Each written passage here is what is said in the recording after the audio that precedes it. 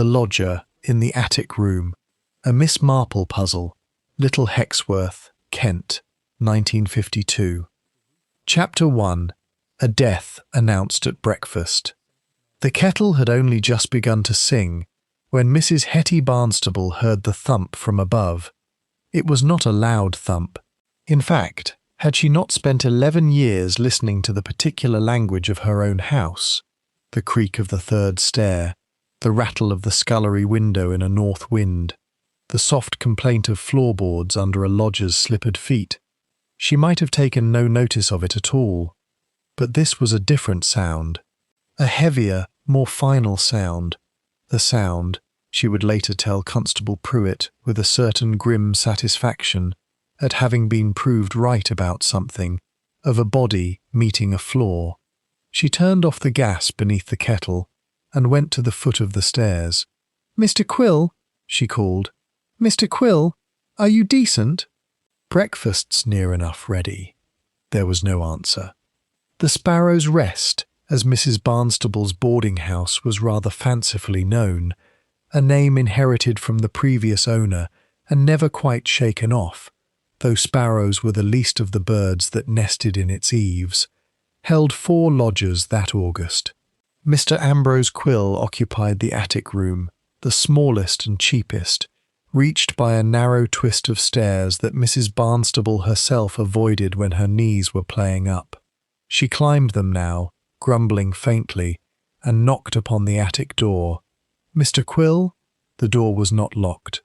It swung inward at her touch with a small, apologetic creak, and there he was, Ambrose Quill, 46 years of age, formerly of London, lately of Little Hexworth, lying on the floor beside his narrow bed, with his dressing-gown twisted about him, and his face the colour of old candle wax. Mrs. Barnstable did not scream. She was not a screaming sort of woman. She stood quite still for a moment, taking in the scene with the same practical eye she brought to a joint of beef that had gone off, and then she went, at a brisk and unhurried pace, to fetch Dr. Fenn from 2 doors down.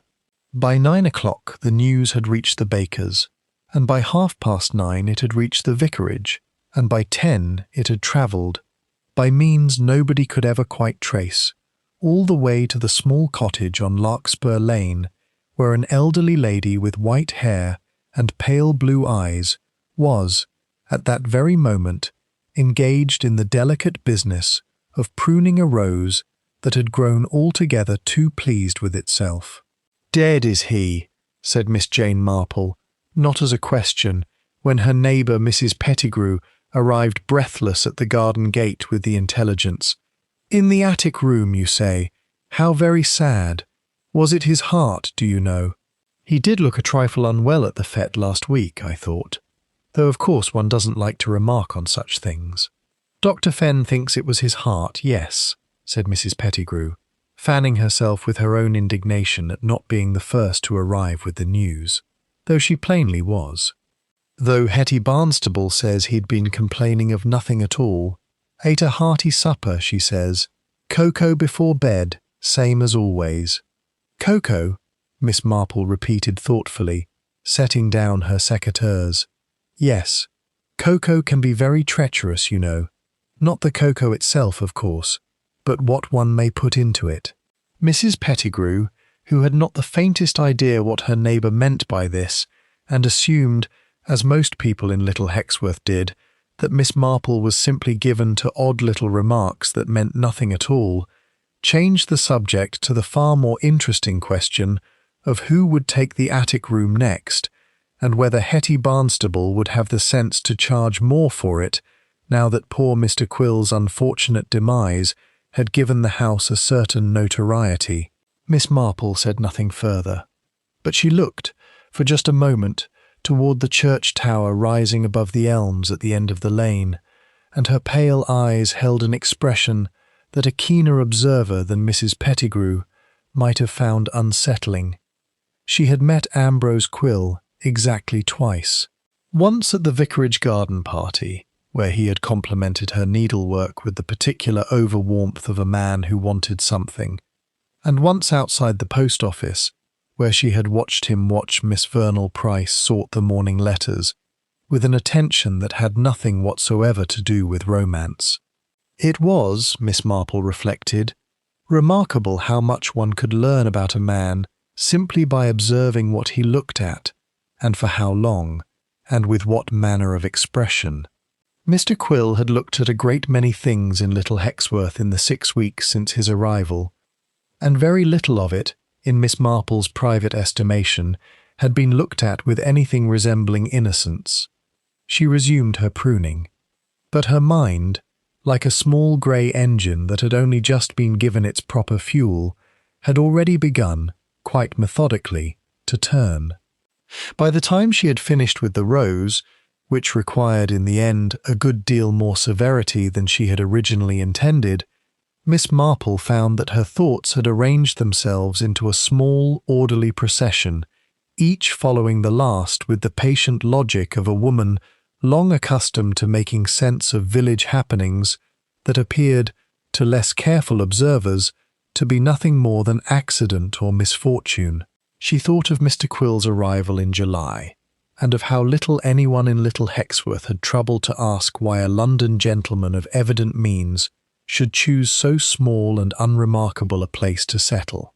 She thought of his habit of walking the lanes in the early evening, ostensibly for the good of his health, though his route had always seemed to Miss Marple rather more purposeful than a simple constitutional required, past the doctor's surgery, past the solicitor's office, past the school where the young mistress taught her infants their letters, as though he were engaged upon some private survey of the village's more respectable inhabitants.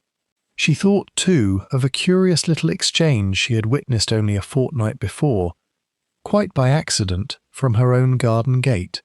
Mr. Quill and Mr. Ashby. Before we continue, a quick message for every mystery lover. If you're enjoying this story, you'll love the Baker Street Library, my collection of exclusive detective mystery ebooks available only in ebook format. Download instantly and enjoy your next investigation anytime.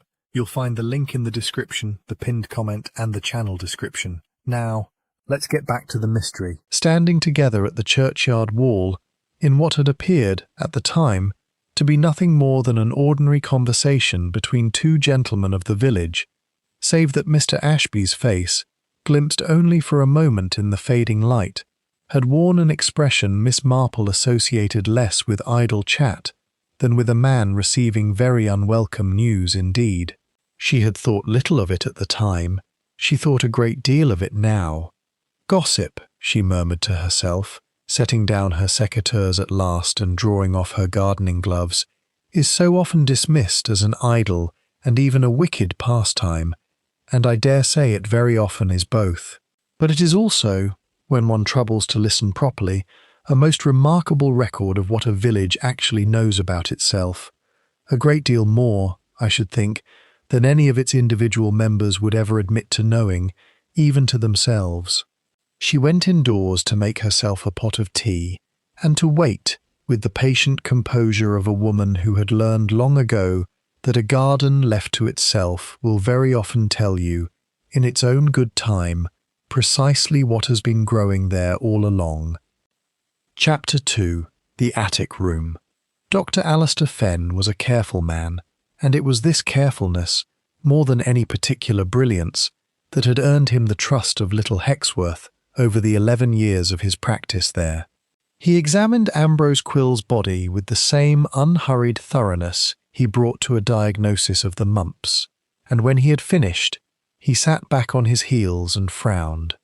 "Heart failure," he said aloud, to nobody in particular, since Constable Pruitt had not yet arrived, and Mrs. Barnstable had retreated to the landing, unwilling to look at the body a second time. That would be the easy answer. He did not, however, seem entirely satisfied with the easy answer. There was a faint blueness about the lips that troubled him, and a curious rigidity in the hands that he associated, in his own mind, with cases he had read of but never actually seen. He noted these things in a small book he carried for the purpose, closed it, and went downstairs to telephone the coroner. It was nearly noon before Constable Pruitt, young, earnest and rather more excited by the prospect of a genuine mystery than the solemnity of the occasion strictly warranted, climbed the attic stairs himself, notebook in hand. The room told him little. A narrow bed, its coverlet still faintly indented where Mr. Quill had lain before whatever had happened to bring him to the floor. A washstand, a small deal table bearing a lamp, a half-finished glass of water, and a mug that had once held cocoa and now held only a thin brown residue at the bottom.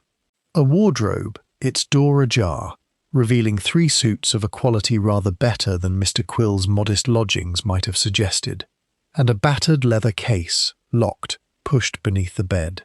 "Mrs. Barnstable," Pruitt called down the stairs, "did Mr. Quill say anything to you last night?" Anything at all out of the ordinary.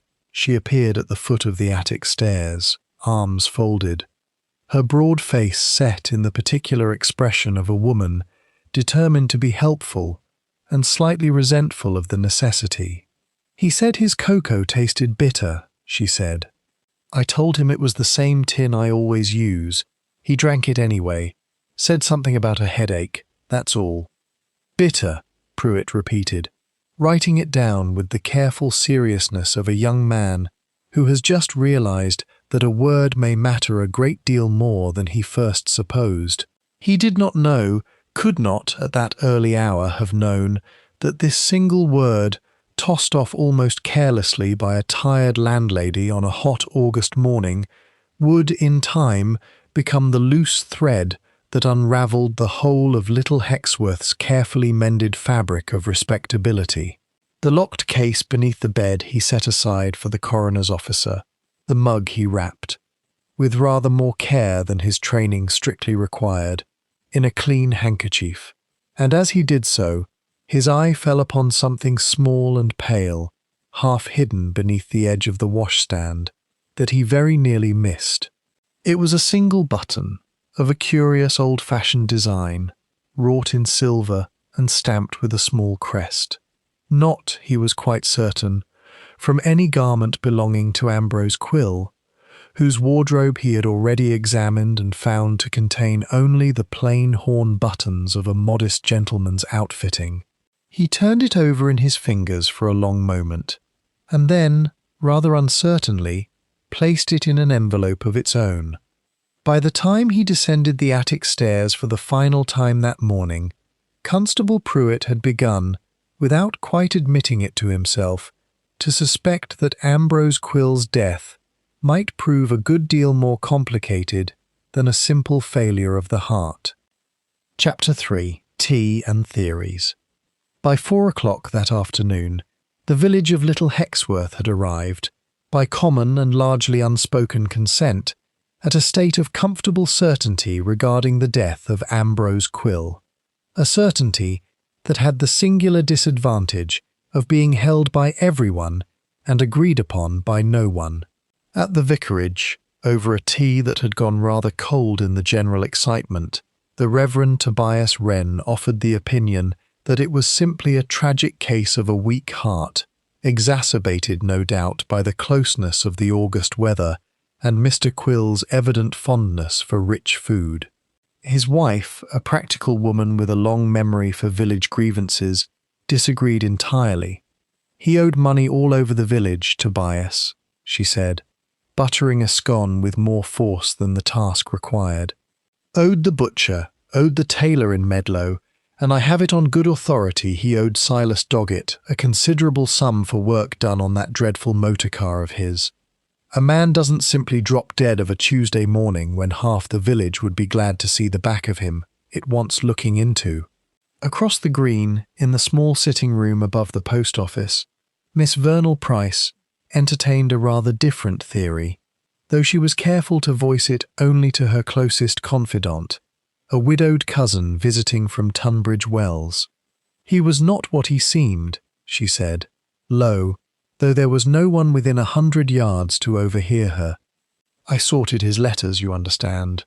One does notice things, in my position, though of course one would never dream of reading what isn't one's business. But the handwriting on some of what came for him, and what went out from him too, was not the sort of correspondence an ordinary man keeps up. I shouldn't be surprised, cousin, not in the least, if it turns out someone wanted him dead rather badly. At the Sparrow's Rest itself, the remaining lodgers gathered in the parlour in a state of subdued shock that did not, upon closer observation, prevent a good deal of speculation. Miss Rosalind Kemp, a slight, fair young woman of perhaps 24, who worked at the village school, sat very still with her hands folded in her lap, saying almost nothing, while the elderly Colonel Whitmarsh, retired, deaf in one ear, and inclined to pronounce upon any subject whatsoever with tremendous authority, declared the whole business a case for Scotland Yard, and no mistake.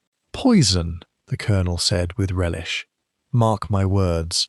A man doesn't go blue about the lips from a bad heart. I saw enough of that colour in the trenches to know it when I see it."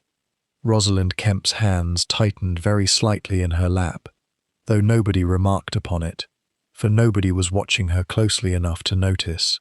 It was Miss Marple who, arriving at the vicarage that evening at Mrs. Wren's invitation for what was ostensibly a discussion of the church flower rota, listened to the accumulated theories of the day with the particular attentiveness of a woman who has long since learned that the truth of any village matter is rarely found in what people say to one another, but very often in what they take such trouble to avoid saying. "How very interesting," she murmured when Mrs. Wren had finished recounting the butcher's bill, and Silas Doggett's motor car, and Miss Price's mysterious correspondence, all in the same indignant breath. "It does rather remind me of a gentleman we once had staying in St. Mary Mead. No, I shan't trouble you with that. It was quite a different matter, I'm sure. But it is remarkable, is it not, how a man may live among us for 6 weeks and leave behind him not one story but a dozen, each quite different from the rest, and each, I dare say, containing some small grain of what really happened."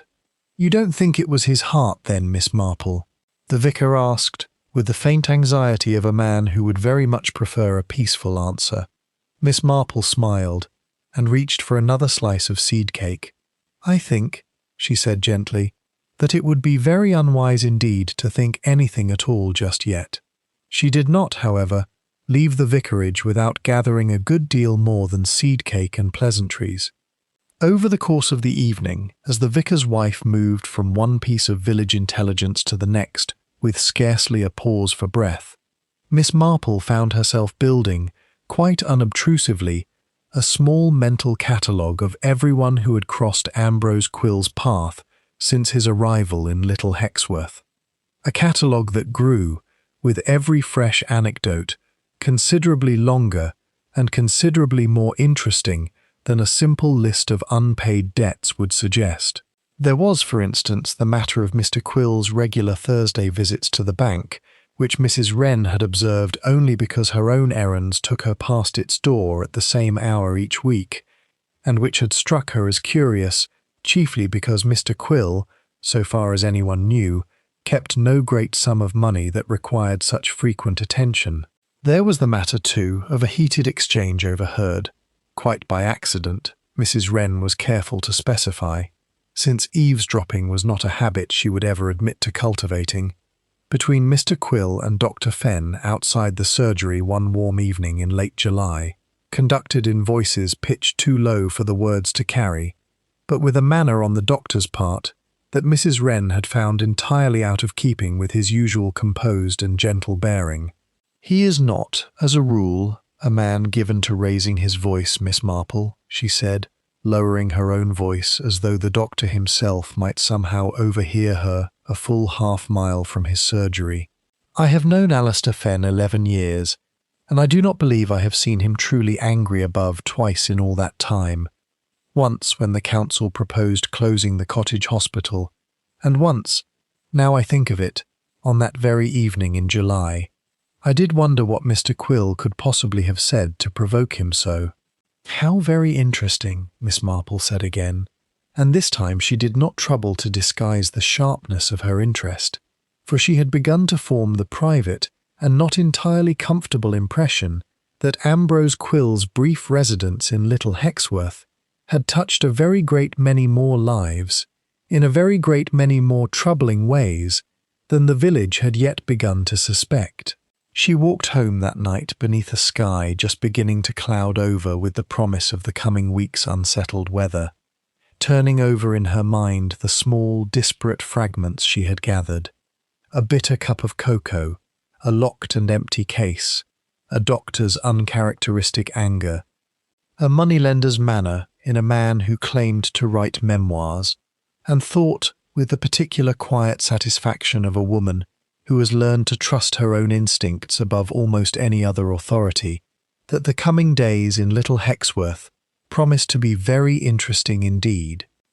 Chapter 4. The Doctor's Diagnosis. The coroner's officer arrived from Medlow on the Thursday, a brisk, humourless man named Fetterby, who regarded Little Hexworth's collective outpouring of theory and gossip with the weary contempt of a professional accustomed to amateur enthusiasm.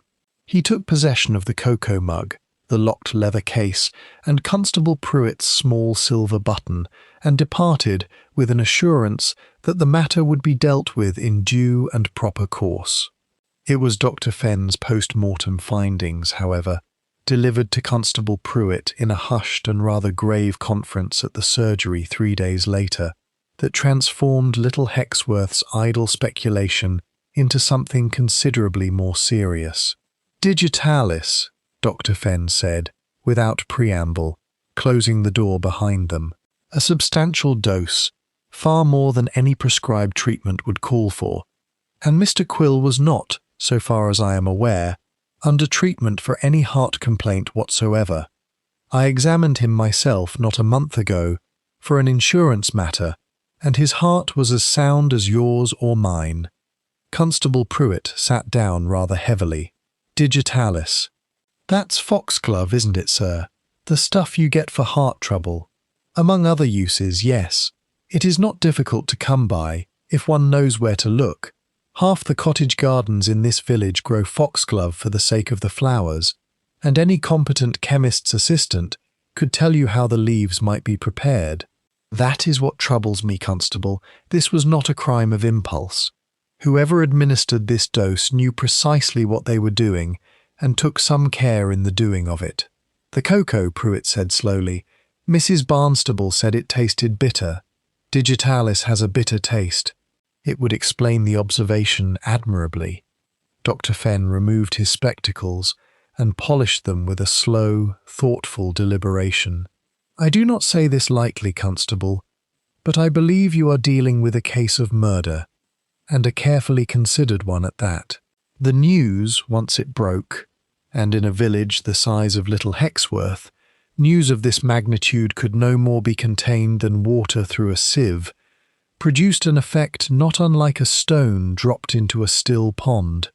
The ripples reached every cottage, every shop counter, every pew of the parish church by Sunday, and with them came a fresh and considerably more urgent question: who, among the ordinary, respectable, church-going population of Little Hexworth, had wanted Ambrose Quill dead badly enough to poison his nightly cocoa? Inspector Harold Greaves arrived from the county force on the Monday morning, a solid, unhurried man with a reputation for thoroughness rather than brilliance, and set up what he was pleased to call his headquarters in the back room of the Green Man public house.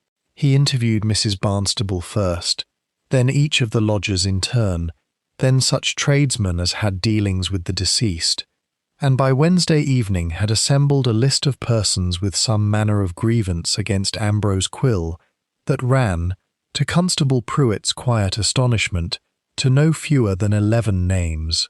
Popular fellow, Greaves observed dryly, surveying the list. Owed money to half the village by the look of it, and had words with the other half. What was he, Pruitt? A moneylender? Worked in insurance, sir, so Mrs. Barnstable says. Came here in July, said he was looking for a quiet spot to write his memoirs. Memoirs? Greaves gave a short laugh entirely without humour. I'll wager those memoirs make for interesting reading, if we can lay hands on them. That locked case, Pruitt, has Fetterby had it opened? He had not. And when, the following morning, a locksmith was finally summoned to force the lock, the case proved to be empty, save for a thin layer of dust along its bottom, and a single scrap of paper, torn and half-burnt, that had lodged in the seam of the lining and escaped whatever destruction had befallen its companions. Upon it, in a hand that was not Ambrose Quill's, were written 3 words and the fragment of a 4th. Know what you did in... Chapter 5. Miss Marple Comes to Stay. It was the Reverend Tobias Wren, prompted by his wife, and further encouraged by Colonel Whitmarsh's repeated and increasingly loud assertions that the police were making a thorough hash of the whole affair, who first suggested that Miss Marple might be persuaded to take an interest in the matter. "She has a remarkable gift, my dear," the vicar's wife informed her husband, with the particular authority of a woman recounting information she had gathered from an unimpeachable source, in this case her sister in Medlow, who had heard it from a cousin who had once lived near St. Mary Mead. "A remarkable gift for seeing to the bottom of things. It's not detection, precisely. She'd never call it that herself. It's simply that she understands people. She says human nature is much the same everywhere, whether in a village or a cathedral town, and that a murderer generally gives himself away in some small manner that has nothing whatsoever to do with clues." Miss Marple, when the suggestion was put to her over tea the following afternoon, received it with a becoming show of reluctance that did not entirely mask the sharp interest in her pale blue eyes. "I really don't know that I could be of the slightest use, Mrs. Wren," she said. "Inspector Greaves seems a very capable sort of man, and I'm sure the police have their methods, which are, after all, founded on a great deal more evidence than an old woman's impressions of village gossip. But I confess I did find poor Mr. Quill a curious sort of person, from the little I saw of him. He had a way of watching people, you know, that put me rather in mind of a man taking inventory. One does wonder what he found." It was arranged, with the particular efficiency of village diplomacy, that Miss Marple should take a room at the Sparrow's Rest for a fortnight, ostensibly to assist Mrs. Barnstable, whose nerves, everyone agreed, had suffered a severe shock, with the practical business of the house, and to lend what comfort she could to the remaining lodgers in this difficult time. Mrs. Barnstable, whose nerves had in fact suffered considerably less shock than her manner suggested, and whose chief concern was the alarming drop in prospective lodgers occasioned by having a murder on the premises, agreed with unseemly haste. Miss Marple arrived on the Friday with a single modest trunk, a quantity of knitting wool, and an expression of such gentle, unassuming vagueness that Inspector Greaves, encountering her in the hallway on his way to interview Miss Kemp for the second time, took her at first for one of Mrs. Barnstable's more elderly and confused lodgers, and very nearly directed her to sit quietly out of the way. "I shall try not to be any trouble at all, Inspector," Miss Marple assured him, settling herself into the parlour's least comfortable chair with every appearance of contentment. "I do so hope you catch whoever did this dreadful thing, though I must say, it does seem a very great pity that Mr. Quill's memoirs were destroyed before anyone had the chance to read them. One does wonder what they contained." Greaves, who had already formed the private opinion that the burnt scrap of paper found in the leather case represented the single most significant clue in his possession, regarded her for a moment with something between amusement and reassessment. "You knew him then, Miss Marple, is it?" "Only very slightly, Inspector. I met him twice, once at the vicarage garden party, and once quite by chance outside the post office. He was a very charming man in his way, though I did think, both times, that he had the manner of someone accustomed to knowing rather more about other people than they knew about him. It is not, in my experience, a comfortable sort of manner to be around. People with that particular habit so rarely come to peaceful ends." She resumed her knitting with an air of having said nothing at all remarkable, and Inspector Greaves, after a moment's consideration, found himself pulling up a chair. "You said just now, Miss Marple, that people with Mr. Quill's particular habit of knowing more about others than others knew about him so rarely come to peaceful ends. That's a very deliberate sort of thing to say about a man you'd met only twice. Is it, Inspector? I don't think it's so very deliberate. I have simply lived a good many years in a good many villages, and I have noticed, over that time, a certain type of person who recurs with what I can only call remarkable regularity, the sort who takes a private, almost scientific pleasure in the discomfort of others, in knowing what others would rather keep hidden. It is not always malicious in its beginnings. Sometimes it is nothing more than an excess of curiosity, harmless enough on its own.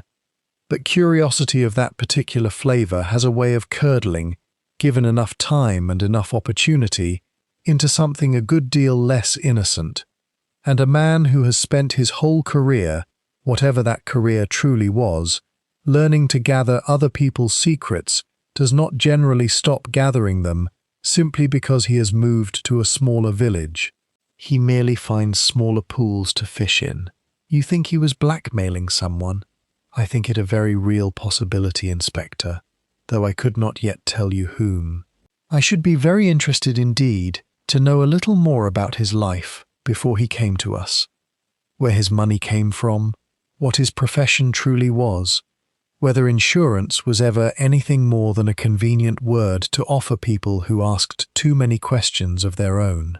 A man does not simply arrive in a village of 400 souls and, within 6 weeks, learn enough of its private history to fill a locked case, unless he arrived already possessing some part of that knowledge, or some very particular gift for drawing it out of people who ought to have known better than to give it to him. Greaves regarded her for a long moment with an expression that had shifted, somewhere in the course of the conversation, from polite tolerance to genuine and rather startled respect. I begin to think, Miss Marple, that Mrs. Wren was not exaggerating when she spoke of your gift. Oh, I have no gift at all, Inspector, beyond a great deal of idle time and a lifelong habit of paying attention to things other people consider beneath their notice. It is remarkable what one may learn simply by observing which small details do not quite fit the larger picture everyone else has already agreed upon. Mr. Quill's death has been very neatly explained, has it not? A weak heart, a rich supper, the closeness of an August night, and yet a bitter cup of cocoa, a locked and empty case, and a man who watched his neighbours with the particular attention of a card player counting another man's chips. These are not details that fit comfortably into so simple a story. I think, Inspector, that we shall find the truth of this matter lies considerably further beneath the surface than anyone in Little Hexworth has yet troubled to look. Chapter 6. Whispers at the Post Office. Little Hexworth's post office occupied a narrow, low-beamed cottage at the junction of the High Street and Church Lane, and its proprietress, Miss Vernal Price, had presided over its counter for some 19 years, with a discretion that fooled absolutely no one who had ever tried to post a parcel while she was in a talkative mood. Miss Marple, who understood better than most that a village post office was a repository of information considerably more valuable than any collection of stamps and postal orders, made her way there on the Saturday morning under the entirely reasonable pretext of purchasing writing paper. "A dreadful business, Miss Price," she began, once the paper had been selected and paid for, and there remained no further pretence necessary for lingering. "I understand you had a good deal of dealing with poor Mr. Quill in the way of his correspondence." Miss Price, who had spent the better part of a week bursting with observations she had been too well bred to volunteer unprompted, required no further encouragement. "I shouldn't say this to just anybody, Miss Marple, but I know you to be discreet. Mr. Quill received a great deal of correspondence, a great deal more than a man on his own, with no family that I ever heard of generally does, And it wasn't ordinary correspondence, if you take my meaning. No letters from a mother, no letters from a sweetheart. Business-looking envelopes, typed addresses, and once or twice something that had clearly been sent registered, which is not a thing one does for an ordinary letter. "How very interesting," Miss Marple murmured. "And did he send a good deal out as well?" "He did. And here is the curious thing, Miss Marple. Some of what he sent was addressed no further than the village itself. I recall at least twice that he posted an envelope, sealed most carefully, addressed to persons I knew perfectly well lived not a quarter mile from where he was posting it. Now why, I ask you, would a man post a letter to someone he might simply have walked round and delivered by hand, unless he wished there to be no possibility of the matter being discussed face to face, and no possibility, either, of anyone seeing him hand it over? Do you recall the names, Miss Price?" Miss Price hesitated, not from any excess of professional scruple, Miss Marple judged, but from the pleasurable anticipation of a woman about to deliver her finest piece of intelligence. "One was to Dr. Fenn," she said, "which I confess did surprise me, the doctor being such a steady, respectable sort of man, and one, this was perhaps a fortnight before he died, was addressed to Mr. Ashby, the solicitor. And there was a third, though I never saw the name plainly, that I am nearly certain went to the Sparrow's Rest itself, though whether it was meant for Mrs. Barnstable or one of her lodgers, I couldn't say." Miss Marple's needles, which had continued their soft, steady click throughout this recitation, paused for the briefest of moments. "You have been most helpful, Miss Price," she said. "I do think it is a great pity that so few people appreciate how very much a postmistress may come to understand about the private business of a village, quite without ever intending to pry. It is rather like sitting at the centre of a great web, is it not? Everything passes through one's hands eventually." She left the post office a few minutes later with her writing paper under her arm and a thoughtful expression that would have told a more perceptive observer than Miss Price a very great deal indeed. 3 letters. A doctor, a solicitor, and, very possibly, someone under Mrs. Barnstable's own roof. It was, Miss Marple reflected as she made her way back along the High Street, remarkable how a dead man's correspondence might tell one so much more about the manner of his dying than any amount of speculation regarding his cocoa. She stopped, on her way back to the Sparrow's Rest, at the small stone bridge that crossed the stream dividing the village proper from the water meadows beyond, and stood for some minutes watching the water slip quietly over its bed of smooth brown pebbles, turning over in her mind the small collection of facts she had gathered thus far. A doctor, a solicitor, and a third letter, its recipient unknown, that might have gone to anyone at all beneath Mrs. Barnstable's roof.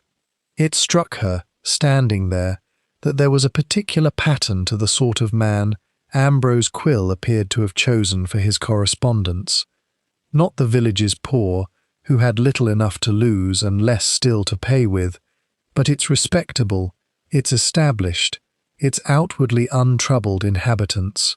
A doctor whose practice depended upon trust, a solicitor whose entire profession rested upon the appearance of unimpeachable character. It was, Miss Marple thought, a very shrewd sort of cruelty, if cruelty it proved to be, for it is always the person with the most to lose who pays most readily, and most silently, to keep what they have. "He chose his victims with a great deal of care," she murmured to the stream, which offered no reply beyond its own soft, indifferent chatter over the stones. "And I begin to wonder, very much, whether one of them grew tired at last of paying." She continued on her way, and did not mention this small private conjecture to anyone that evening, not even to Inspector Greaves, who called at the Sparrow's Rest after supper to report, with evident frustration, that the coroner's officer had turned up nothing further of use among Mr. Quill's remaining effects. Miss Marple listened to his account with polite attention, offered him a second cup of tea, and said nothing whatsoever of doctors, solicitors, or the particular shrewdness of a blackmailer's careful arithmetic, for she had long ago learned that a suspicion voiced too early, before it has been properly tested against the facts, has a way of colouring every subsequent observation, and she preferred, on the whole, to let the facts speak for themselves a little longer before she troubled the inspector with her own private theories. Chapter 7. The Handyman's Alibi. Silas Doggett kept a workshop at the edge of the village, a low, tar-paper-roofed building that smelled perpetually of engine oil and sawdust, and it was there that Inspector Greaves found him on the Monday, elbow-deep in the workings of Colonel Whitmarsh's temperamental motor car. Doggett was a broad, taciturn man of 40 or thereabouts, with a scar above one eyebrow that he had earned, according to village legend, in a poaching dispute some years before the war, and a general manner that had earned him, quite unfairly in Constable Pruitt's private opinion, a reputation as the village's most likely candidate for any manner of wrongdoing. "I've heard you had words with Mr. Quill," Greaves said, without preamble, regarding a debt of some £15. I had words right enough. Doggett did not look up from his work, fixed his bicycle wheel, and did some work on the guttering up at the Sparrow's Rest besides, and he never paid me a farthing of it, said he'd settle at the end of the month, then said he'd settle when his ship came in, and when I pressed him proper, he as good as told me to mind my own business, and that a working man ought to be grateful for the custom regardless. That must have made you angry.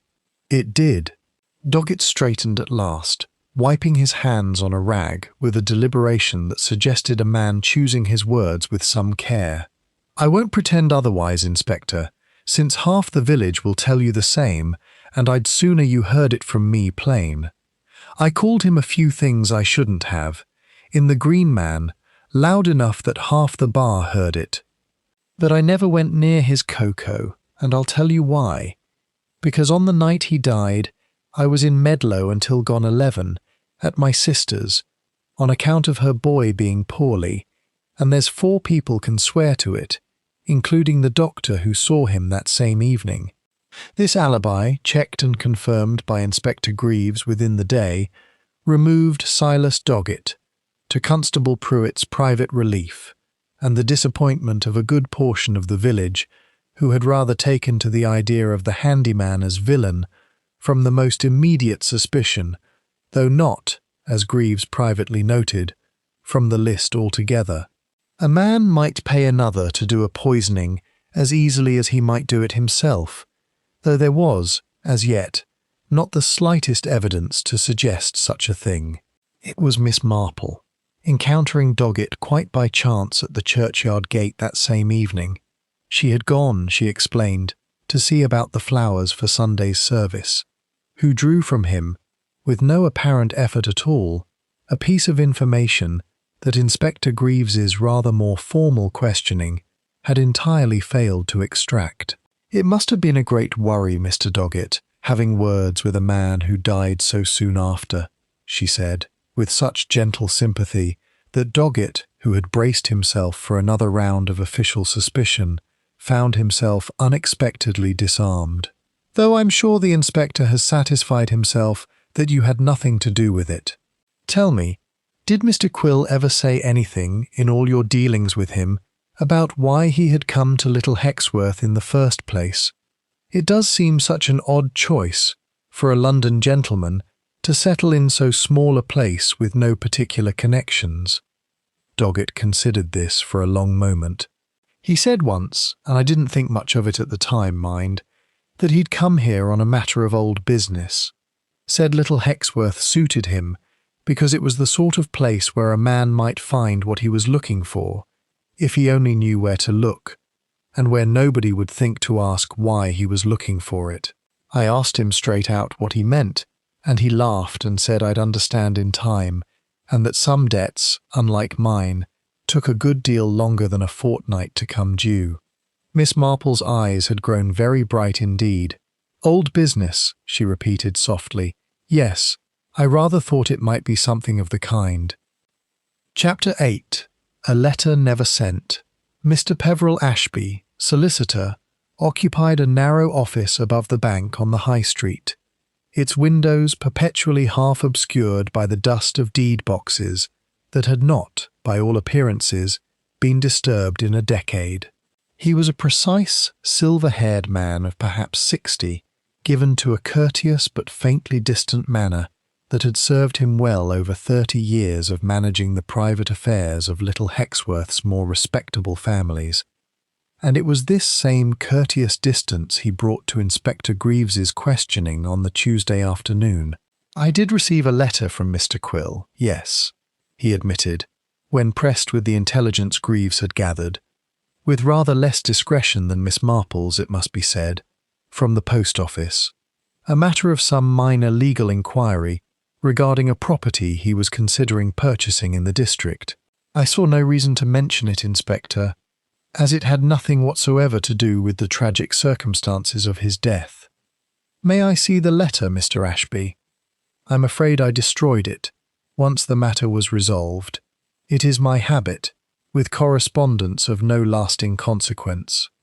Greaves, who had encountered a great many precise, courteous men over the course of his career, who found it convenient to destroy correspondence of no lasting consequence at exactly the moment such correspondence became inconvenient, made a note of this and moved on to other questions, revealing nothing of his private scepticism.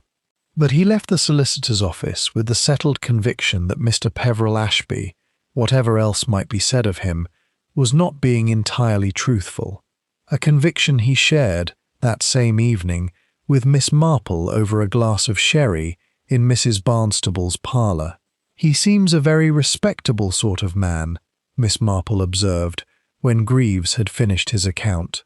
"I have always found, Inspector, that the most respectable sort of men are very often the ones with the most to hide. Not because respectability and dishonesty are somehow connected, you understand, but simply because a man who has built his whole life upon a foundation of being thought well of has a very great deal more to lose than a man who has never troubled himself with such things. Mr. Doggett, for instance, had nothing to lose by admitting he owed Mr. Quill hard words in a public house.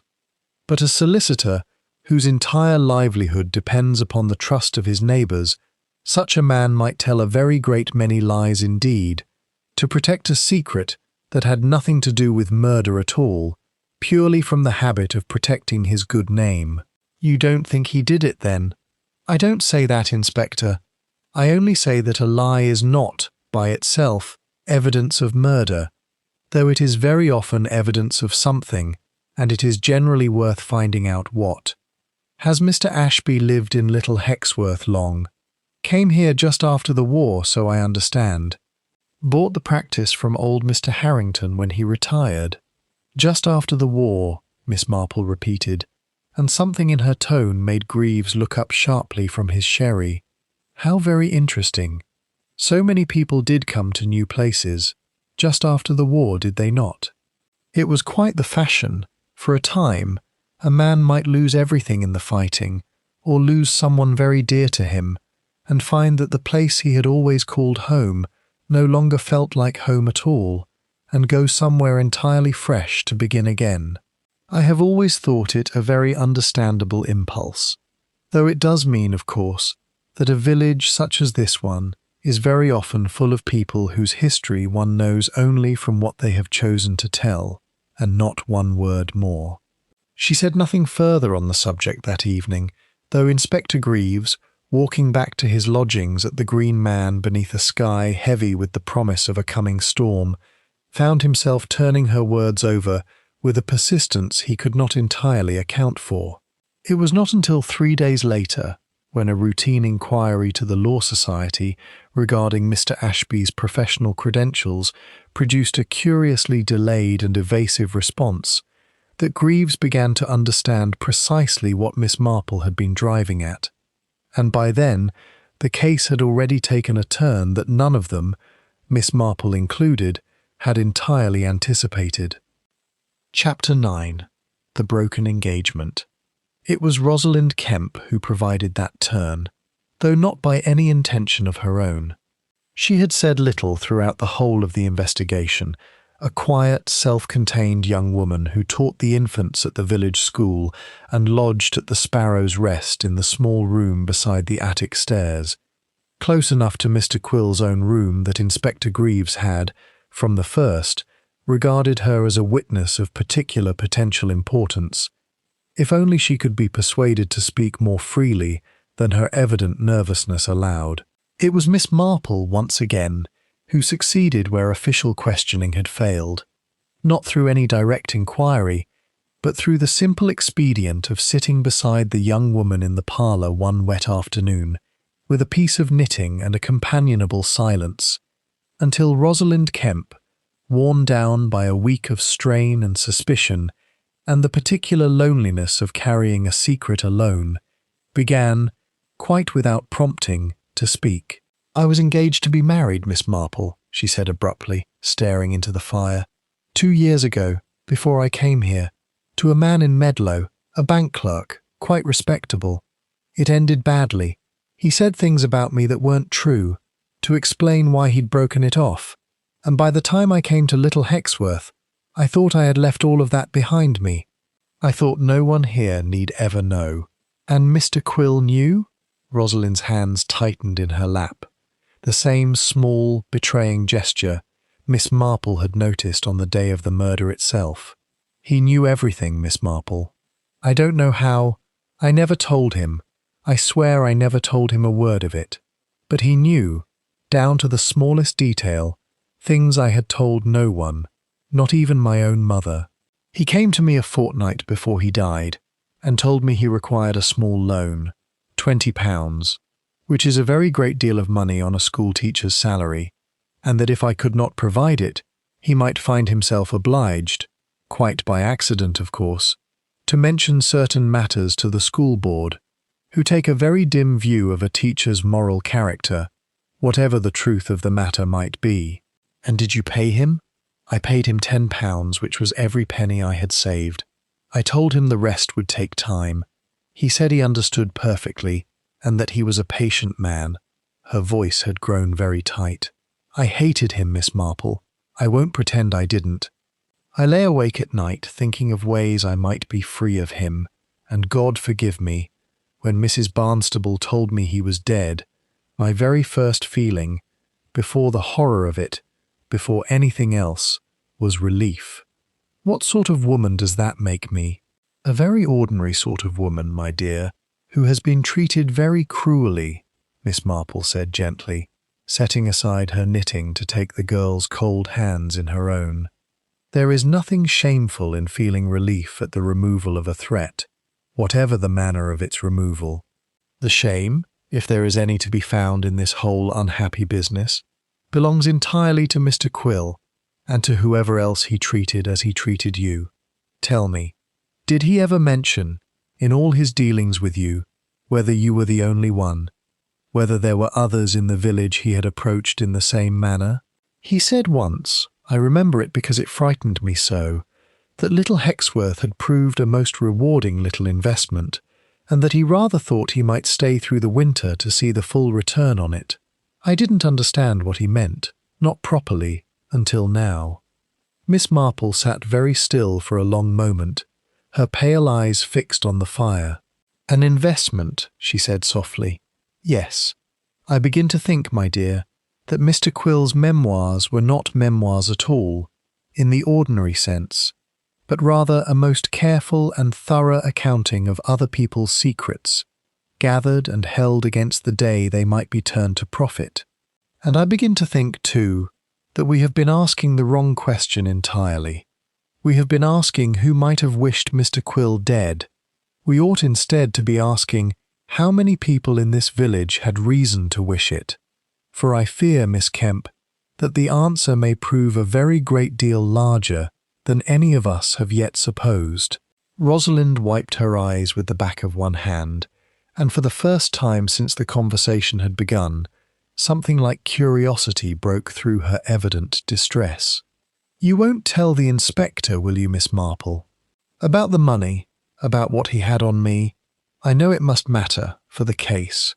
But I couldn't bear it if it all came out now, after everything, and I was made to answer for it in front of the whole village at some inquest or other. I shall tell Inspector Greaves only what is strictly necessary, my dear, and I shall ask him, as a personal favour, to exercise whatever discretion the law allows him in a matter of this delicacy. Policemen are not, as a rule, unfeeling men, whatever their manner may suggest, and Inspector Greaves has struck me as a good deal more thoughtful than most. But I must be honest with you. If what I suspect proves true, and Mr. Quill was engaged in blackmailing a number of people rather than merely yourself, then it is very possible that some portion of this unhappy business will become known, whatever any of us might wish. The kindest thing I can do for you now, Miss Kemp, is to help discover the truth as quickly and as quietly as possible, so that this dreadful uncertainty does not hang over the village, and over you, any longer than it must. It was gently said, but it left Rosalind no real comfort, and she sat for some minutes afterward in silence, watching the fire, while Miss Marple resumed her knitting and allowed the girl the privacy of her own thoughts. It was only as the clock on the mantel struck the half-hour, and Rosalind rose to go up to her room, that Miss Marple asked one final question, delivered so lightly that the girl very nearly answered it before she had properly registered its weight. "One more thing, my dear, and then I shall trouble you no further tonight. Did Mr. Quill ever mention Mr. Ashby to you?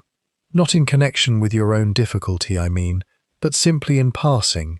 Did he ever speak of the solicitor at all?" Rosalind paused at the parlour door, frowning slightly as she cast her mind back.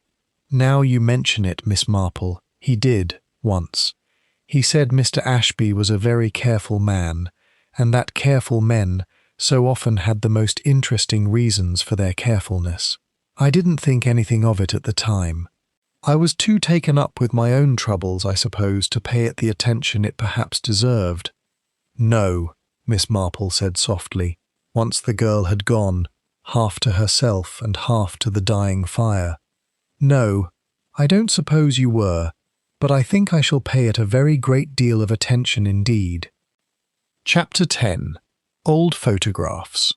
The revelation of Rosalind Kemp's confession, relayed by Miss Marple to Inspector Greaves, with the young woman's own reluctant permission, produced in the inspector a mixture of professional satisfaction and considerable unease. "Blackmail," he said, turning the word over. "That would explain a great deal, Miss Marple. The correspondence, the locked case, the burnt paper. If Quill had his claws into half the village, we're not looking for one suspect with one grievance. We're looking for anyone with a secret worth killing to protect." "Precisely, Inspector. Which is why I think it would be most helpful if we could discover exactly what secrets Mr. Quill had gathered, and how. A man does not simply arrive in a strange village and, within 6 weeks, uncover the private histories of half its residents through casual conversation alone. He must have had some manner of system, some means of gathering information before ever he set foot here, or some source within the village itself who supplied him. It was this line of reasoning that led Miss Marple, on the Thursday morning, to pay a call upon Dr. Fenn at his surgery, ostensibly regarding a minor complaint of rheumatism, though the consultation, once begun, wandered rather quickly to other matters. "You received a letter from Mr. Quill, I understand, Dr. Fenn," she said, with the disarming directness she reserved for occasions when directness seemed more likely to succeed than subtlety. "I do hope you won't think me impertinent for asking, but I wonder whether you might tell me what it concerned." "I ask only because I have become rather concerned that Mr. Quill may have been engaged in a most unpleasant business of blackmail, and I should hate to think of anyone in the village continuing to suffer under the weight of a secret that died with him, purely from an excess of discretion." Dr. Fenn was silent for a long moment, his careful, methodical face working through some private calculation. "He wrote to me," he said at last, "regarding my qualifications. I trained originally under a different name, Miss Marple.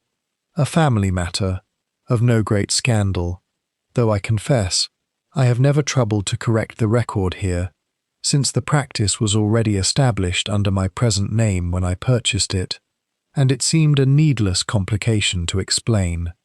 Quill had somehow discovered the discrepancy and suggested, in the politest possible terms, that a small consideration might ensure his continued silence on a matter that could otherwise cause considerable professional embarrassment.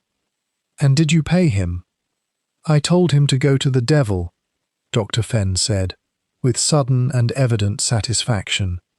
"I am not ashamed of my history, Miss Marple, whatever name I trained under, and I told him plainly that he might publish whatever he liked in the Medlow Gazette, for all the good it would do him. My patients have known me 11 years, and a change of name from my student days would trouble them a good deal less than it apparently troubled Mr. Quill's sense of what made a profitable secret." He paused. I did wonder, afterward, how he had come by the information at all. It is not the sort of thing one discovers through village gossip. This, Miss Marple reflected as she left the surgery, was precisely the question that mattered most. Rosalind Kemp's broken engagement discovered in intimate and precise detail, Dr. Fenn's changed name, unearthed from records that ought to have required considerable effort to locate, whatever secret Mr. Ashby was so carefully protecting. These were not the fruits of casual village gossip, gathered over tea and scones. They were the fruits of research. Deliberate, patient, professional research, conducted, in all likelihood, before Ambrose Quill had ever set foot in Little Hexworth at all. It was this thought that sent Miss Marple, that same afternoon, to the small museum of local history housed in what had once been the old tithe barn beside the church, where, among dusty parish records and photographs of long-forgotten village fates, she found precisely the sort of small, overlooked detail that a man like Ambrose Quill might have spent his very first week in Little Hexworth quietly, methodically, uncovering. It was a photograph, faded and curling at its edges, of a group of soldiers taken somewhere in France in 1917, and among the unfamiliar young faces, one that Miss Marple, after a long moment's careful study, found she recognized, though the man in the photograph wore a different name entirely, printed beneath in careful ink, Private Wilfred Cade. The photograph had been donated to the little museum some years before, along with a handful of other wartime keepsakes, by a Medlow family with no particular connection to Little Hexworth beyond a cousin's cousin who had once served alongside the men pictured. It had sat, Miss Marple gathered from the elderly curator who presided over the museum's single dusty room, entirely unremarked upon for the better part of a decade, one more faded record of young men, and a war that had, by 1952, receded far enough into memory that few troubled any longer to study its details closely. She studied the face in the photograph a second time, and then a third, comparing it in her mind's eye to the silver-haired, courteous solicitor she had passed not an hour before on the High Street, exchanging the ordinary pleasantries of a summer afternoon. The resemblance, once seen, could not be unseen, the same set of the jaw, the same particular manner of holding the shoulders very slightly back, that Miss Marple, who had spent a great many years cataloguing the small physical habits by which people betray themselves quite without meaning to, recognized at once as belonging to one and the same man, 35 years, and a great many careful alterations apart.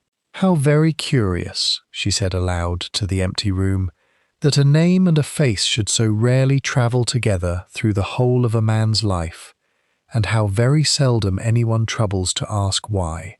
She did not remove the photograph. That, she felt, would have been both dishonest and unwise, given how very much still remained to be confirmed, but she made a careful note of its catalogue number, thanked the curator for her time, and walked home along Church Lane with the particular quiet purposefulness of a woman who has, at last, found the single loose thread capable of unravelling the whole of a very carefully woven garment. Chapter 11. A Second Fright. The discovery of the photograph might have remained, for some days longer, a private and unconfirmed suspicion in Miss Marple's own mind, had not events at the Sparrow's Rest that same evening lent it a sudden and alarming urgency. Mrs. Barnstable, retiring to bed shortly after 10, discovered upon entering her own room that her small writing desk, kept, as was her habit, locked, and containing among other papers a modest sum of housekeeping money and a bundle of old letters from her late husband, had been disturbed. The lock had been forced, not skilfully but with evident haste, and though nothing appeared to have been taken, the papers within had plainly been searched through with some care. "Someone's been at my desk," she announced, with considerably more indignation than fear, rousing the entire household with the vigour of her complaint. "Not robbed, mind you, not a penny missing, and my Harold's letters all still there, thank heaven, but gone through, all the same, like someone was looking for something particular and didn't find it." Inspector Greaves, summoned at once, examined the desk and the room with grim attention, while Constable Pruitt took statements from each of the lodgers regarding their whereabouts that evening. Statements that proved, on the whole, singularly unhelpful, since the household had spent a perfectly ordinary evening variously reading, listening to the wireless, and retiring early, with ample opportunity for any one of them to have slipped upstairs unobserved for the 10 minutes such a search would have required. It was Miss Marple, examining the forced lock with rather more attention than the inspector had thought to give it, who offered the observation that changed the shape of the inquiry entirely. "Whoever did this, Inspector, was not looking for money," she said, "and I do not believe they were looking for Mrs. Barnstable's private correspondence either. Forgive me, Mrs. Barnstable, I mean no offence, but I doubt very much that anyone in this village imagines your late husband's letters to contain anything worth the risk of a housebreaking. No, I believe whoever searched this desk was looking for something Mr. Quill might have hidden here, quite without Mrs. Barnstable's knowledge, in the weeks before he died. Something he did not trust to his own room, where a landlady's curiosity or a policeman's search might too easily find it. You think Quill hid something in this house, Miss Marple? Something that survived whatever he burnt in that leather case? I think it very likely, Inspector. A man engaged in Mr. Quill's particular trade would have been most unwise to keep all his evidence in a single place, however well locked. And I think, further, that whoever murdered him has only now begun to suspect that such a hiding place might exist, which suggests, does it not, that the murderer did not, after all, obtain everything they hoped for on the night of the killing itself. They removed Mr. Quill as a threat, but they have not yet found whatever proof he held against them. And that, Inspector, makes them a very frightened person indeed, and a frightened person is often a person who makes mistakes. It was a conclusion that proved, within the week, to be entirely correct, though the mistake, when it came, was not the sort that any of them had anticipated, and it came not from the murderer directly, but from a most unexpected quarter, the quiet, watchful figure of Miss Vernal Price, who arrived at the Sparrow's Rest early the following morning in a state of considerable agitation, clutching a small brown paper parcel that Ambrose Quill, she now recalled with belated and horrified clarity, had asked her to hold for him, just for safekeeping, some 3 weeks before his death. A parcel she had entirely forgotten, tucked at the back of a cupboard behind a box of unsold Christmas cards, until the previous night's disturbance had jogged the memory loose. Chapter 12. What the parcel held. The parcel, opened under Inspector Greaves's careful supervision in the privacy of Mrs. Barnstable's parlour, contained a slim notebook bound in worn black leather, its pages filled, cover to cover, with Ambrose Quill's small, precise hand. It was, as Miss Marple had suspected, a ledger of a most particular and unpleasant sort. Not memoirs at all, but a careful accounting of secrets, each entry noting a name, a sum of money either received or still owing, and a brief, chilling summary of the information that secured Mr. Quill's continued profit. Rosalind Kemp's entry was there, exactly as she had described it. Dr. Fenn's entry, too, noted with a small annotation, refused, no leverage remaining, that confirmed the doctor's account of his own defiance. But it was the final entries in the notebook, dated within the last fortnight of Quill's life, that drew every eye in the room. P. Ashby, the entry read, formerly W. Cade, PTE, Regiment, Deserted Post, France, 1917. Assumed identity of fallen comrade P. Ashby following action of 14th March, having stripped body of papers before recovery party arrived. Built entire post-war career and reputation upon dead man's name and dead man's credentials, obtained fraudulently through forged completion of legal articles, never in fact undertaken by W. Cade. Confronted 20th July. Demands £500, paid in instalments, or exposure to law society and family of the true Peveril Ashby, who to this day believe their son died a hero and know nothing of the truth. Good God, Greaves said quietly, the man's entire professional life is built on a lie. He's not a solicitor at all, not properly qualified, not entitled to the name he practices under. That's not merely embarrassment, Miss Marple. That's prison, if it ever came to light. Fraud, desertion, and heaven knows what happened to the real Peveril Ashby's family, believing all these years that their son died in glory.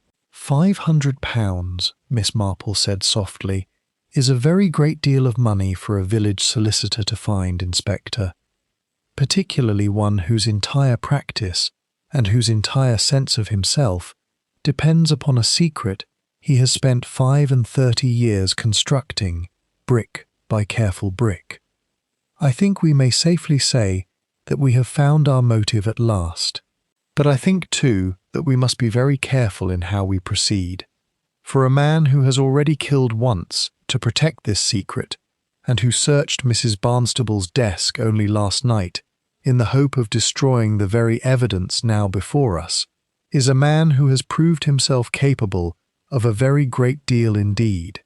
And a cornered man, Inspector, is generally the most dangerous sort there is. Greaves closed the notebook with a grim expression.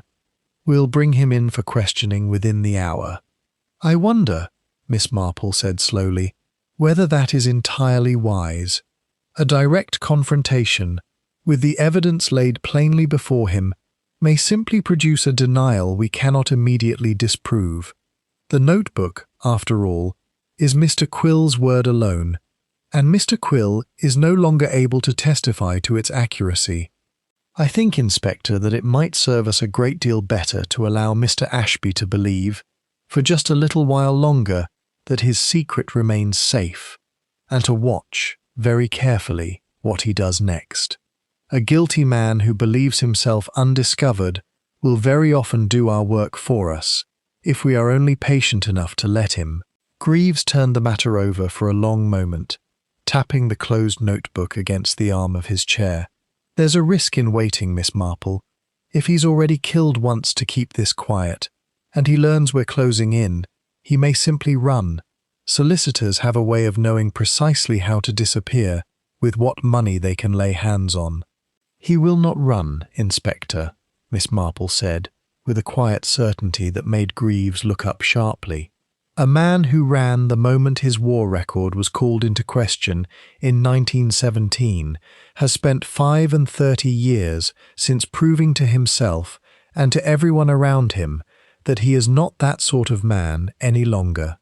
Running would mean admitting once and for all that Wilfred Cade never truly died on that battlefield at all, and I do not think Mr. Ashby could bear to admit that, even now, even to save himself. He has built his whole self upon the story of Peveril Ashby, respectable solicitor of Little Hexworth, and I believe he would rather face whatever comes to him under that name than abandon it and become, once more, a frightened young deserter with nothing at all to his name. Pride, Inspector, is a very powerful thing, very often a good deal more powerful than fear, once a man has had long enough to build it up around himself. Constable Pruitt, who had been listening to this exchange from the doorway, with the particular fascination of a young officer still learning to see past the surface of a case, ventured a question of his own. "But if he knows the notebook exists now, Miss Marple, now that Miss Price has brought it forward, won't he simply deny every word of it? It's not as though we can call Mr. Quill to the stand to swear to what he wrote. That is precisely why patience serves us better than haste, Constable. A denial delivered under calm, unhurried circumstances, with time to prepare it, may prove very difficult indeed to shake. But a denial delivered by a man who has spent several days believing his secret entirely safe, and who is then confronted, quite without warning, by the sight of the very evidence he thought destroyed, that is a very different matter altogether. Surprise, in my experience, is worth a great deal more than any amount of careful questioning, when it comes to persuading a guilty conscience to reveal itself. It was agreed in the end that the notebook would remain, for the time being, a closely guarded secret, known only to Greaves, Pruitt, and Miss Marple herself, not even Mrs. Barnstable or Miss Price, whose discretion in matters of village gossip had already proved somewhat less than absolute, would be told of its full contents. And it was this careful, deliberate patience, Miss Marple reflected as she made her way back to the Sparrow's Rest through the gathering dusk, that would determine, in the end, whether justice came to Little Hexworth cleanly or not at all. Chapter 13. The Solicitor's Ledger, Peveril Ashby, or, as the notebook now insisted, Wilfred Cade, conducted himself over the following 2 days with an outward composure that Miss Marple privately found rather remarkable given the circumstances. He attended his office as usual, took his customary luncheon at the Green Man, and made no attempt whatsoever to leave the village or to communicate with anyone in a manner that might suggest guilt or panic. It was this very composure, however, that Miss Marple found most telling of all. A wholly innocent man, Inspector, upon learning that his solicitor's affairs are under some manner of scrutiny, as Mr. Ashby cannot fail to have noticed, given the questions you have already put to him regarding the letter from Mr. Quill, would very likely show some sign of curiosity or concern for a client's interests, or simple irritation at the intrusion. Mr. Ashby has shown nothing at all. He has become, if anything, more careful, more precise, more perfectly ordinary than before. That is not the behaviour of an innocent man going about his business undisturbed. That is the behaviour of a man who has spent 35 years perfecting the art of appearing to have nothing whatsoever to hide, and who is now drawing upon every ounce of that long practice. It was on the Wednesday evening, as dusk settled over Little Hexworth's narrow streets, that the watch Miss Marple had quietly urged Inspector Greaves to maintain finally bore its fruit. Constable Pruitt, stationed with studied casualness near the churchyard, on the pretext of an evening constitutional, observed Mr. Ashby leave his office, not by the front door onto the High Street, as was his invariable custom, but by the small side entrance that opened onto the lane behind, and, rather than turning toward his own house on Elm Row, make his way instead toward the Sparrow's Rest, where he lingered at the garden wall for some minutes in the gathering dark before approaching the kitchen door. Mrs. Barnstable, roused by a soft knock at an hour well past any respectable caller's visit, found the solicitor on her doorstep with an expression she later described, somewhat dramatically, as "not himself at all, grey as ash, and his hands shaking something dreadful." Mrs. Barnstable, he said, with a courtesy that could not entirely disguise the strain beneath it. "I wonder if I might trouble you for a moment. I understand poor Mr. Quill left certain personal effects that have not yet been claimed by any family.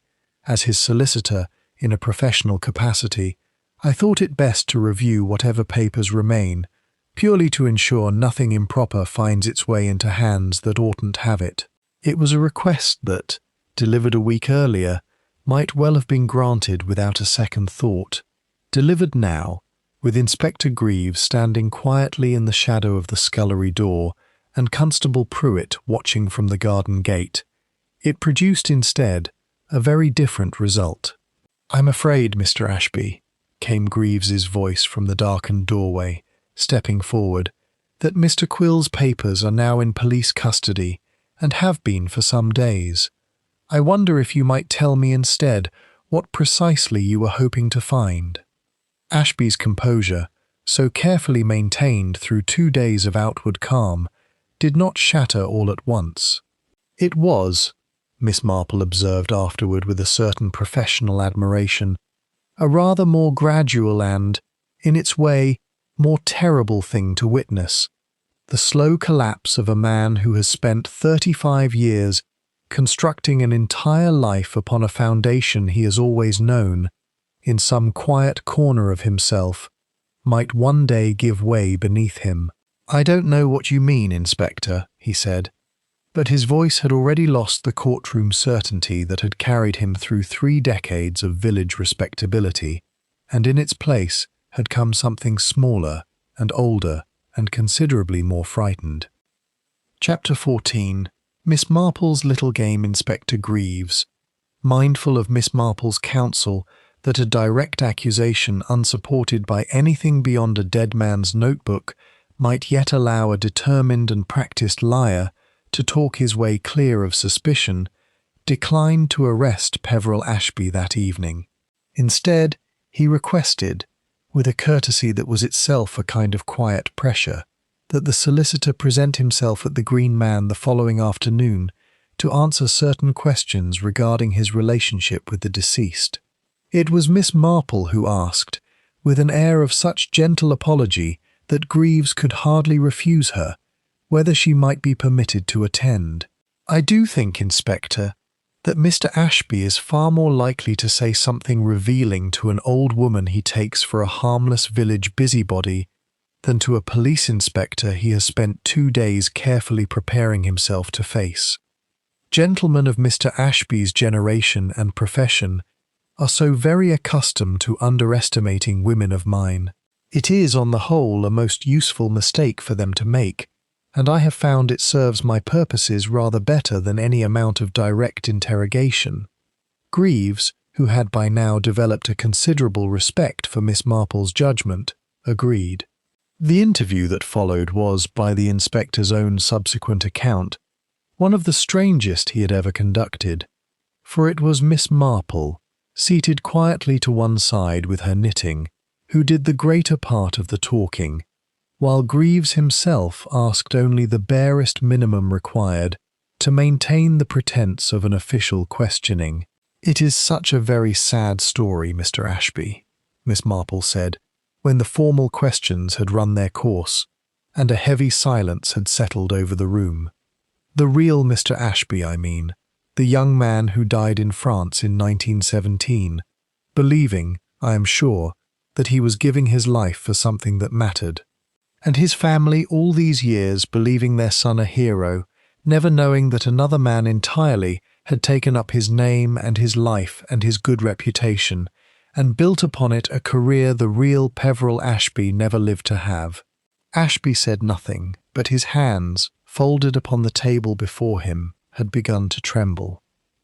"I do not think," Miss Marple continued, in the same gentle, unhurried voice, "that you set out, all those years ago, to do a wicked thing. I think you were a very frightened young man, in a very terrible war, who saw an opportunity to escape a life that had become unbearable, and took it, perhaps without fully understanding, in that first desperate moment, what it would come to mean. Desertion, in wartime, carries a penalty I need hardly describe to you.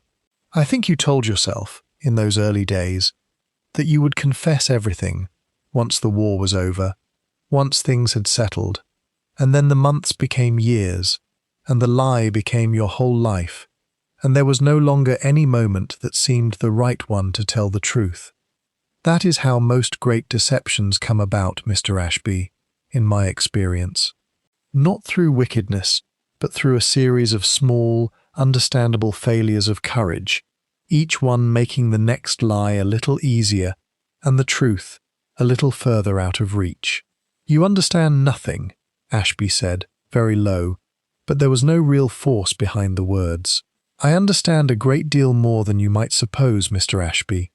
I understand that when Ambrose Quill came to you, threatening to unravel 35 years of careful building with a single letter, you must have felt the whole of your life collapsing about you at once. Not merely your liberty, though that was certainly at stake, but every relationship, every friendship, every small kindness anyone in this village has ever shown you, all of it built upon a name that was never truly yours. I understand that a man facing the loss of everything he has ever cared about may do things in that moment of terror that he would never, under any other circumstance, have believed himself capable of doing. I do not think you are a wicked man, Mr. Ashby. I think you are a very frightened one, and have been, in your heart, for 35 years. It was at this point, with Inspector Greaves watching in silent, careful attention, and Miss Marple's needles continuing their soft, unhurried click, that Peveril Ashby, Wilfrid Cade, put his face in his trembling hands and began, very quietly, to weep. For a long moment no one in the room spoke. Greaves, who had conducted a great many interviews over the course of his career, and had learned, as all good policemen learn, the value of silence at such a moment, made no move to press his advantage. It was Miss Marple who broke the stillness at last, her voice as gentle as it had been throughout, though there was now, beneath the gentleness, something considerably firmer. You have carried this alone for a very long time, Mr. Ashby. Longer, I should think, than any man ought to be asked to carry such a weight. I do not imagine it will feel like relief, not at first. Confession so rarely does, whatever people may say of it. But I think, in time, you may find that the truth, however terrible, is a lighter burden than the lie has been. A lie must be tended every single day, watered and pruned, like some poisonous plant that never stops growing, while the truth, once spoken, simply is, and asks nothing further of you. Ashby raised his head at last, his composed and courteous face utterly transformed, stripped, Miss Marple thought, of 35 years of careful construction, revealing beneath it something rather younger and rather more frightened than the respectable solicitor little Hexworth had known. I have thought, every single day since 1917, of the moment they found him, he said, his voice raw. Of Ashby's mother receiving that letter, believing her boy had died bravely, leading his men, when in truth he had died alone, shot through the chest not 10 minutes after I had already fled the position, and I took his identification from his body, because mine, God help me, would have meant a firing squad rather than a hero's grave. I told myself I would write to her one day and tell her the truth. I never did. I could not find the courage in 35 years, and now I find I have found a very different sort of courage instead. The courage, at last, to stop pretending. Did you love him? Miss Marple asked, quite unexpectedly. The real Mr. Ashby. Were you friends before? He was the best friend I ever had, Ashby said, and something in his broken voice suggested this, at least was entirely and simply true, which makes what I did to his name, and what I have now done in it, a very great deal worse than either of you can properly imagine. Inspector Greaves, when the moment had passed and the formal business of caution and arrest could no longer be delayed, performed his duty with a gravity that held, Miss Marple noted with some private satisfaction, rather more compassion than procedure strictly required. Chapter 15. The Attic Reopened. The confession, once it began, came in a broken, halting rush that Constable Pruitt, summoned to take it down in his careful official hand, struggled to keep pace with. He had gone to Quill's room, Ashby said, on the night of the murder, not with any settled intention of killing him, or so he insisted, but simply to plead, once more, for time. He had brought with him, from his own dispensary of household remedies, a small quantity of digitalis tincture, prescribed years before for his late wife's heart condition, and never disposed of. Brought, he claimed, only as a last resort, a desperate contingency he had not truly believed he would use. But Quill had laughed at his pleading, had told him, with the casual cruelty of a man entirely confident in his own power, that £500 was a modest price for a life built on a dead man's name, and that Ashby ought to consider himself fortunate the sum was not a great deal higher. He had turned his back, quite carelessly, to prepare his nightly cocoa at the small spirit stove he kept in his room, and it was in that moment, Ashby said, with his whole life balanced on the single turn of a man's back, that 35 years of accumulated terror had overwhelmed whatever remained of his conscience. "I don't remember deciding to do it," he said, his voice barely above a whisper. "I remember only that the bottle was in my hand, and then it was empty, and he drank the cocoa without the slightest suspicion, still talking, still laughing at me. And then I went home, and I did not sleep at all that night, and in the morning, when Mrs. Barnstable's cry went up through the house, I felt, God forgive me, I felt only relief. The same relief, I have no doubt, that poor Miss Kemp felt, and Dr. Fenn, and every other soul in this village he had his claws into. I told myself I had done nothing more than what any of them might have wished to do, had they possessed the means and the desperation. "And the leather case?" Greaves asked. "The papers he burnt. I found them the next morning, before Mrs. Barnstable rose. I still had a key he had once given me, in a moment of false trust, to deliver papers privately. I burnt what I found in the case, believing I had destroyed the whole of his wretched ledger. I did not know, until Miss Price brought forward that parcel, that he had kept a second copy hidden elsewhere. When I heard of the disturbance to Mrs. Barnstable's desk, I confess, Inspector, that was my doing as well. I had begun to fear he might have left something behind, somewhere in this house, and I could not rest until I knew for certain." It was Miss Marple who, once the confession had been formally taken, and Peveril Ashby led away by Constable Pruitt to the waiting police car, offered the single observation that seemed to settle, in everyone's mind, the last remaining question of the whole sad affair. "I do not think," she said quietly to Inspector Greaves, as they stood together in the darkened attic room where it had all begun, "that Mr. Quill ever truly understood the nature of the game he was playing. He believed himself the only dangerous person in Little Hexworth, the only one capable of real harm, hidden behind a mask of ordinary respectability. He never once considered that the people he preyed upon might, given sufficient desperation, become dangerous in their turn. It is, I think, the great and recurring error of every blackmailer who has ever lived, and the reason so very few of them die comfortably in their beds." Chapter 16. A Widow's Silver Button. There remained, even after Ashby's full confession, one small matter that continued to trouble Constable Pruitt: the silver button, stamped with its curious crest, that he had found beneath the washstand on that first terrible morning, and which had played no part whatsoever in the case, as it had ultimately unfolded. It was Miss Marple, examining the button once more before it was returned, with the rest of the case's minor effects, to police storage, who finally supplied the answer, though it proved, in the end, to belong to a mystery entirely separate from Ambrose Quill's murder. "I believe, Constable, that this button belongs to Colonel Whitmarsh's old regimental blazer, the one he wears to church on high days, though I have not seen him in it these past months, now I come to think of it. I noticed, on my very first evening at the Sparrow's Rest, that the Colonel had taken to visiting the attic room rather more often than a simple neighbourly interest in a fellow lodger would explain, and I confess I wondered at the time whether Mr. Quill's talents for discovering secrets had perhaps extended to the Colonel's own past. But I think, upon reflection, that the truth is a good deal simpler and considerably less sinister.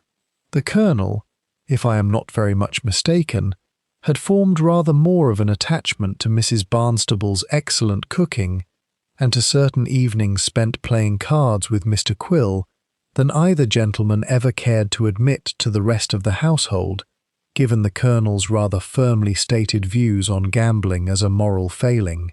I dare say the button came loose during some particularly enthusiastic hand of piquet, and its owner has been too embarrassed ever since to admit to visiting the attic room at all. Discreet inquiry confirmed this theory entirely, to Colonel Whitmarsh's considerable and blustering mortification, and the button, restored to its rightful and entirely innocent owner, closed the last small loose thread of a case that had, for one terrible fortnight, held the whole of Little Hexworth in its grip. Ambrose Quill's notebook, meanwhile, presented Inspector Greaves with a rather more delicate problem than its role in securing a confession.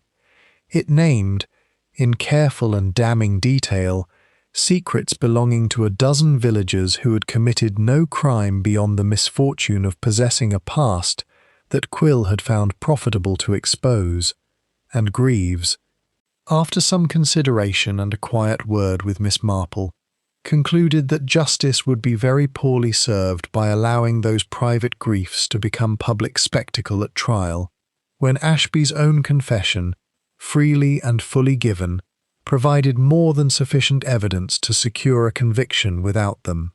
"It is not our place, Inspector, to complete the work Mr. Quill began," Miss Marple observed, "however much some might argue that the truth, once uncovered, ought always to be told in full.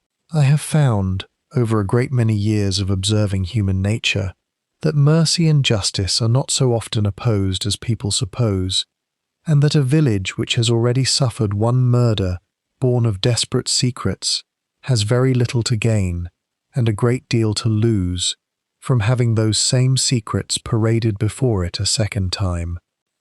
Chapter 17. The village returns to itself Little Hexworth, in the weeks that followed Peveril Ashby's trial and conviction, conducted, at Inspector Greaves's careful discretion, with the notebook's more painful revelations kept from public record, settled slowly back into something resembling its former rhythms, though not without a lingering unease that Miss Marple, for one, did not expect to fade entirely for a very long while. Rosalind Kemp remained at the village school, her secret safe, and was seen, by autumn, walking out on Sunday afternoons with a young farmer from beyond Medlow who knew nothing whatsoever of broken engagements or midnight blackmail, and seemed, by all accounts, entirely content to know nothing more of her past than what she chose, in her own time, to tell him. Dr. Fenn continued his practice under the name that had served him faithfully for 11 years, and if his patients noticed any change in his manner, it was only that he seemed, if anything, a shade more settled in himself than before, a man who had faced the worst a stranger could threaten to expose, and found the threat, in the end, considerably less terrible than his own long years of quiet dread had made it. Mrs. Barnstable let the attic room again by Michaelmas to a perfectly respectable young curate newly arrived to assist the Reverend Wren, and made a point, thereafter, of remarking to any lodger who would listen that she had always found something not quite right about poor Mr. Quill, though it must be admitted that this observation had grown considerably more confident in its telling with each retelling since his death. Miss Marple herself returned to Larkspur Lane and her roses, which had suffered somewhat from a fortnight's neglect, and resumed the quiet, ordinary rhythms of a life that the wider world, had it troubled to notice her at all, would have found entirely unremarkable.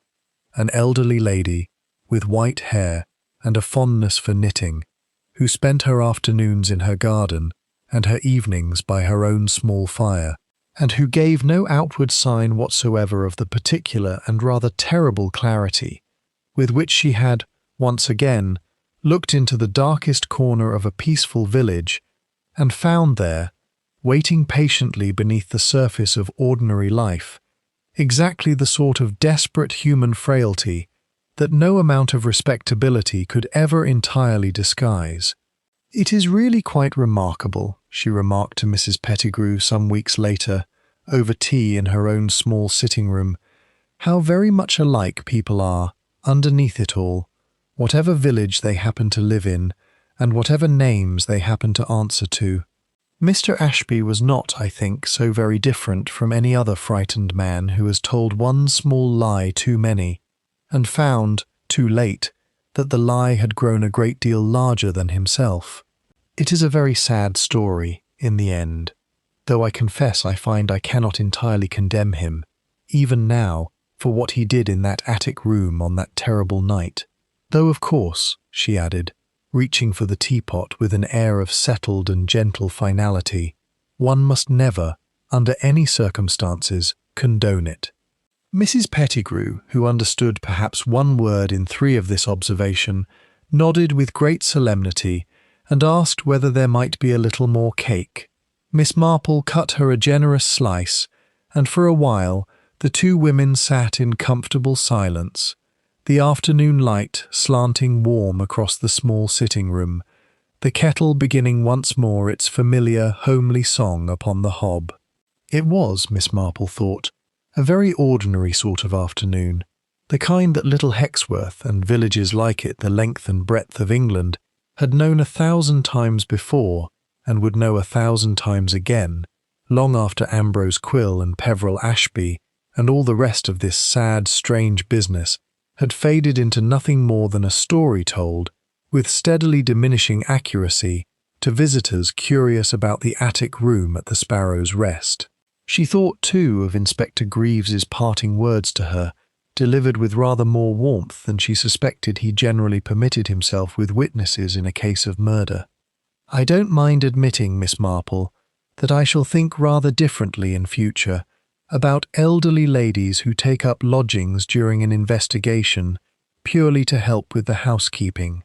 "I do hope you shan't think too differently, Inspector," she had replied, with a small smile that held, beneath its mildness, something considerably sharper. "It would rather spoil my usefulness, you know, if policemen the length and breadth of the county began looking twice at every quiet old woman with a fondness for knitting. I have found, over the years, that it is precisely because people so rarely look twice that I am able to be of any help at all." He had laughed at that, a genuine laugh, and shaken her hand with real feeling, before returning to Medlow and the considerable paperwork that a confessed murder, however cleanly resolved, invariably generated. The last word on the matter, however, belonged not to Miss Marple, nor to Inspector Greaves, nor even to the unhappy figure of Peveril Ashby, now awaiting his trial in circumstances a great deal less comfortable than his office above the bank. It belonged, rather, to the Reverend Tobias Wren, who preached, the Sunday after the verdict was announced, a sermon on the nature of secrets and forgiveness that half the village found unexpectedly moving, and the other half found rather too pointed for comfort, a sermon in which he observed, with more perception than his parishioners generally credited him, that every soul present carried some small burden it would not willingly show to its neighbour, and that a community's true strength lay not in the absence of such burdens, but in the grace with which it bore witness to their occasional, terrible unveiling. Miss Marple, listening from her usual pew near the back of the church, thought it a very fine sermon indeed, and said as much to the vicar afterward, over the customary cup of tea in the church hall, though she privately reserved, as she reserved on so many matters, one small addition of her own. "It is grace, vicar, as you say, But it is also, I think, simply human nature, which has a very great deal more grace in it than people generally suppose, and a very great deal more darkness besides, and the two, in my experience, are never so very far apart as anyone would like to believe. The end.